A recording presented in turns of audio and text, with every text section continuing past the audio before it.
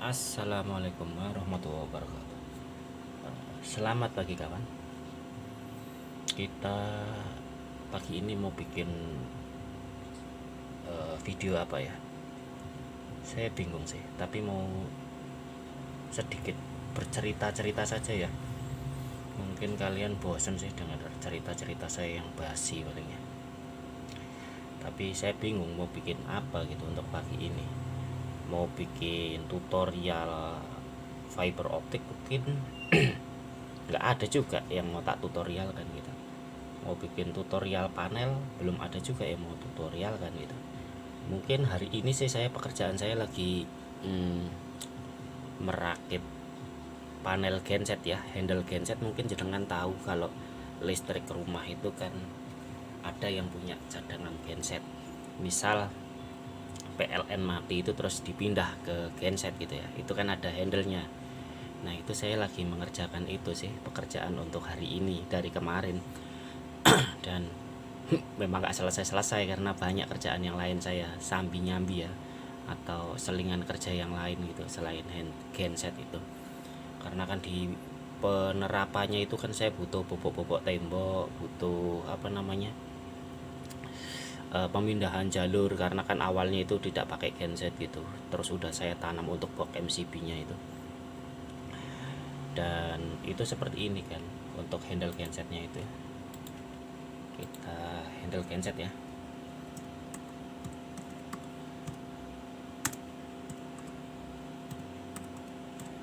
Nah saya itu sedang masang seperti ini kan, namanya handle genset.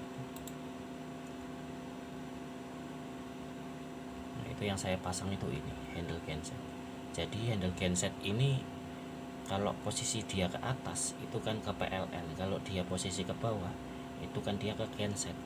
Sebenarnya mau saya sih nggak pakai ini gitu, mau pakai ATS, automatic transfer switch gitu, supaya lebih apa ya, lebih bagus gitu. Nah kalau pakai ini kan kita manual ya, ini namanya ya, ini ke atas itu ke genset ya kan, ini ke atas itu ke genset, ke bawah ke atas ke PLN, ke bawah ke genset atau sebaliknya. Menurut kita masangnya nanti di sini di pin-pinnya ini gitu ya. Kalau ini ke atas mau ke genset atau ke bawah mau ke PLN atau sebaliknya itu pakai ini. Tapi ini kan gini, kalau PLN mati dia itu kan kita pindah manual ya, genset dinyalain dulu baru ini dipindah.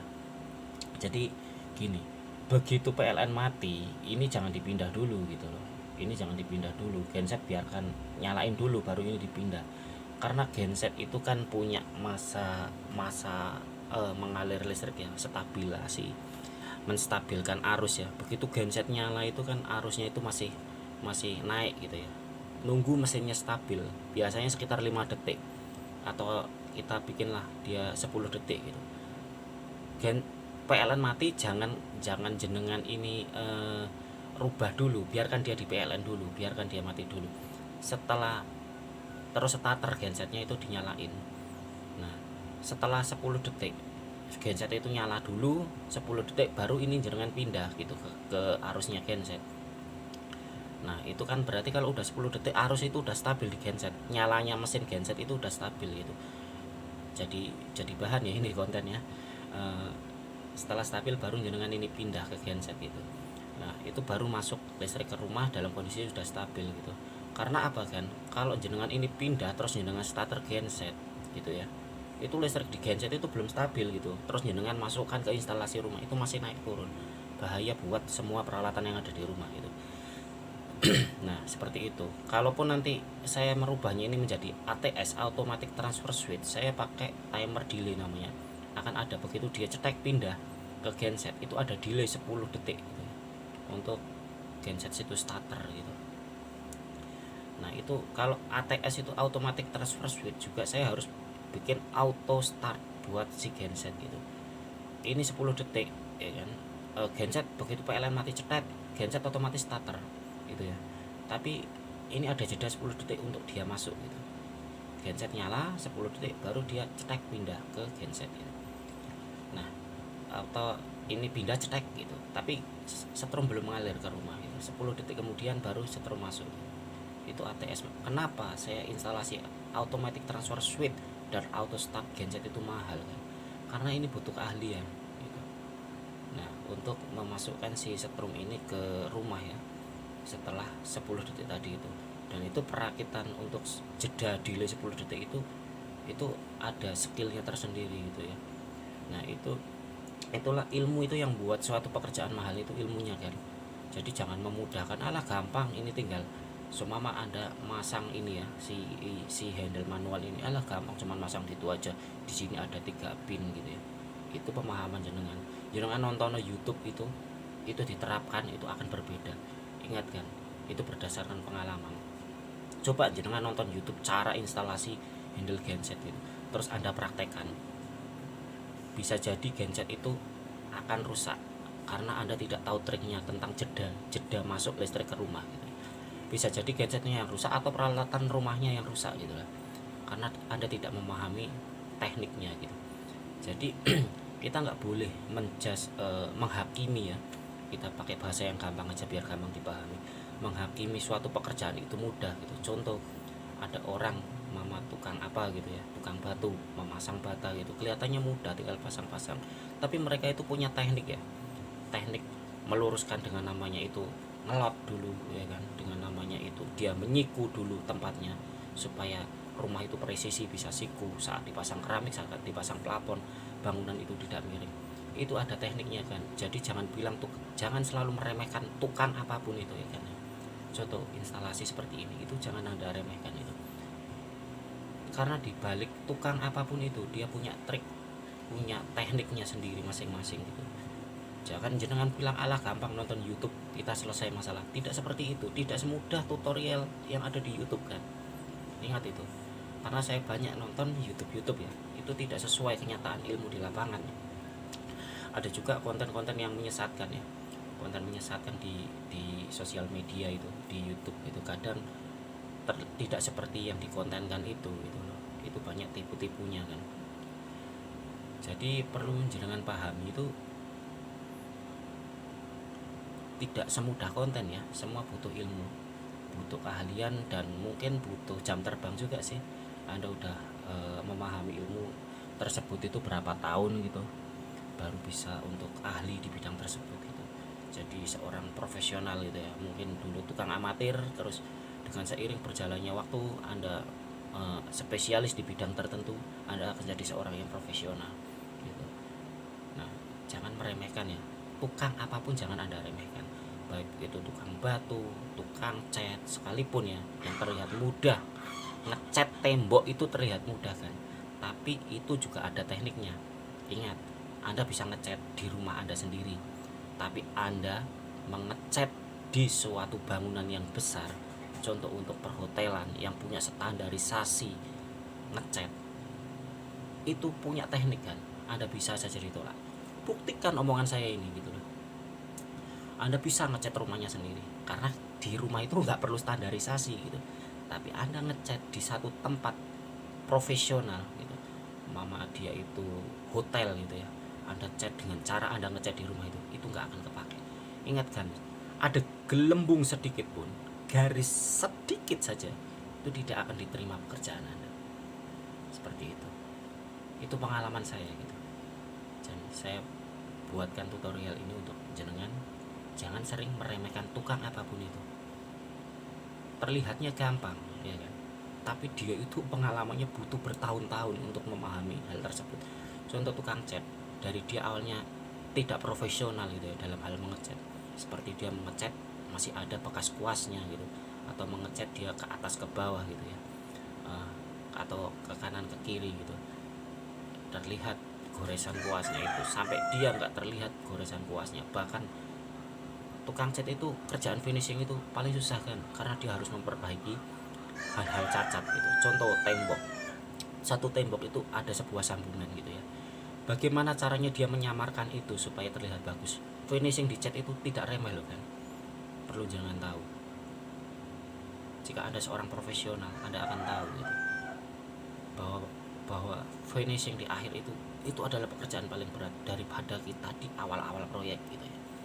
Itulah yang saya alami di dunia kerja ini, di dunia dari itu gali, mondasi sampai finishing. Jangan kau anggap remeh itu. Mungkin kalau Anda mengerjakannya rumah-rumah di rumah biasa standar asal dia berdiri itu akan gampang gitu. Tapi kalau udah standarisasi profesional itu tidak gampang gitu. Karena semua itu hal sedetail apapun, sekecil apapun lubang gitu ya, dalam sebuah media itu akan diteliti. Jika Anda menjadi seorang profesional, bekerjalah satu bidang dan itu ditekuni. Tekunilah itu.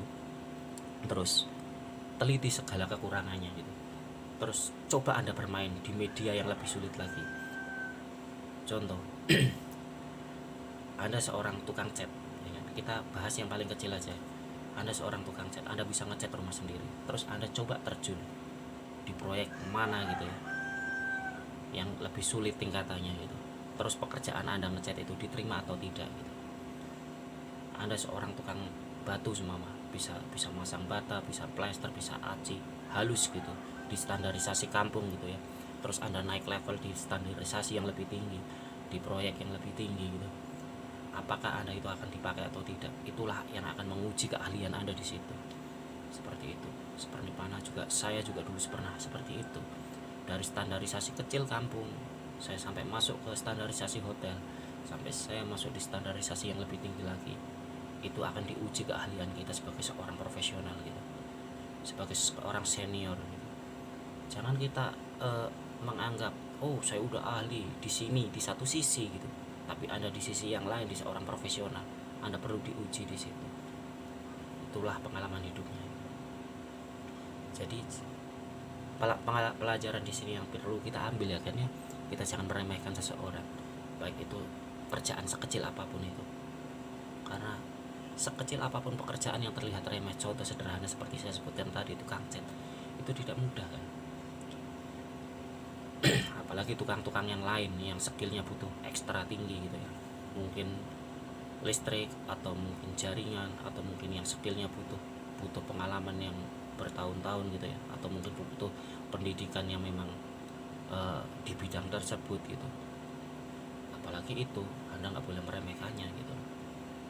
Semua orang itu bisa, contoh sederhana, semua orang itu bisa memasang listrik ya, cuman plus sama min ya, fasa sama netral ya, fast and node gitu, fasa dan netral gitu.